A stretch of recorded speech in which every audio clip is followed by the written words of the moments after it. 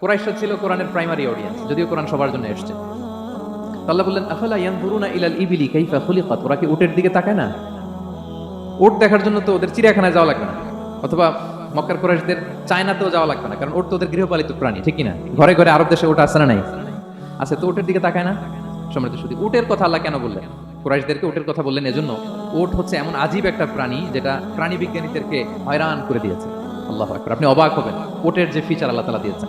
মক্কার লোকেরা উটের গোশত খাইতো, উটের দুধ খাইতো, উটের চামড়া দিয়ে দ্য ফাইনেস্ট লেদার আলু নিয়ে বোঝাই করে মরুভূমি মরুভূমি এক প্রান্ত থেকে আরেক প্রান্তে পাড়ি দিত, নিজেরা উটের উপর রাইডিং করত। এবং উট হচ্ছে এমন প্রাণী যেটা একসাথে 1 মাস না খেয়ে বেঁচে থাকতে পারে। 1 মাস পানিও খাওয়া লাগবে না, খাবারও খাওয়া লাগবে না। সুবহানাল্লাহ পড়বেন না? এট এ টাইমে একটা উট, প্রাপ্তবয়স্ক একটা উট একসাথে 200 লিটার পানি খেয়ে ফেলতে পারে। এবং উটের পেটের ভিতরে একটা স্পেশাল ওয়াটার চেম্বার আছে, ওই